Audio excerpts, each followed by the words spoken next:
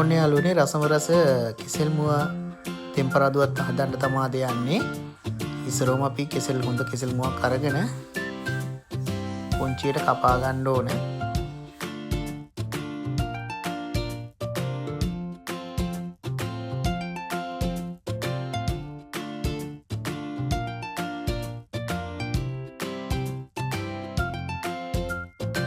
කෙසෙල් මුව ටික චූටියට කපා ගන්න ඕනේ පොළොවෙන්ම.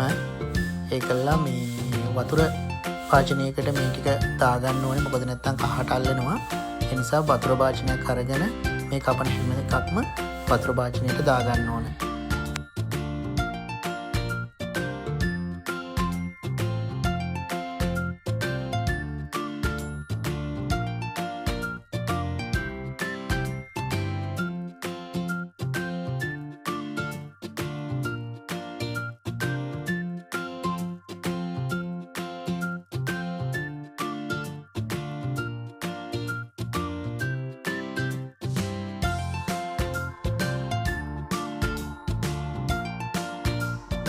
අපි කපාගත්ත කෙසෙල් මුව ටික හොඳට හොදලා වෙනම භාජනයකට අයින් කරගමු වතුර ටික පෙරෙන්න.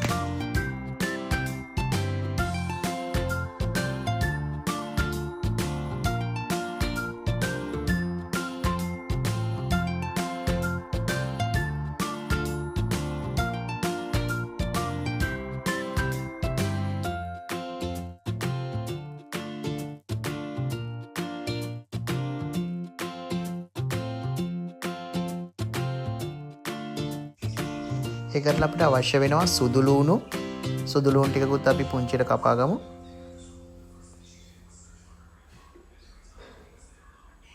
රතු ලූණු තියෙනවා නම් විශේෂයි. නැත්නම් බී ලූණුත් ප්‍රශ්නයක් නැහැ. නමුත් රතු ලූණු තියෙනවා නම් රසයි. ඒකත් චූටියට අපි කපා ගමු. කරපිංචා රම්පේ ටිකකුත් වෙනම කපා ගමු.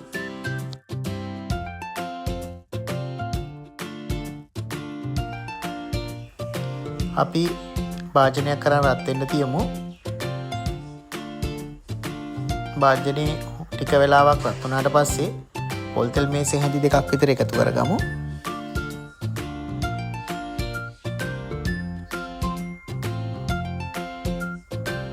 පොල් තෙල් ටිකත් හොඳට රත් වෙන්න තියන්න ඕනේ. රත් වුණාට පස්සේ අබ ටිකක් එකතු කරගමු. අබ ටිකත් හොඳට පිපිරෙන්න අරින්න ඕන.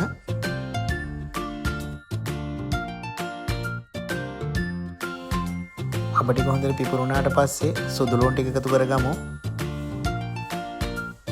ඊට පස්සේ රතු ලූණු ටික එකතු කරගමු. ඊට පස්සේ රම්පේ කරපිංචා මම මේකට කොච්චි මිරිස් ටිකක් එකතු කරගත්තා. ඔයාලට පුළුවන් මිරිස් ටිකුත් එකතු කරන්න. ඊට පස්සේ අපි වෙන් කරගත්ත කෙසෙල් මුව ටික එක් කරගමු. ඊට පස්සේ කහ චුට්ටා කෑලි මිරිස් ටිකක් ඔයාට ඇතිපදමින් ගම්බිරිස් කුඩු ටික,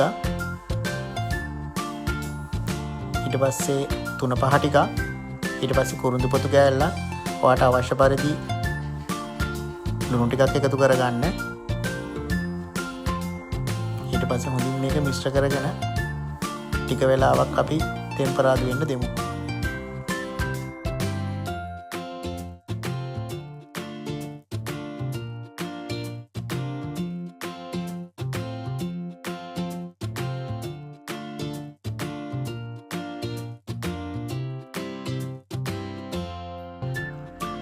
ටික වෙලාවක් කෙසෙල් මේක තෙම්පරාදු වෙන්න ඇරලා මම මේකට සීනි මේසෙන්දක් විතර එකතු කර ගන්නවා.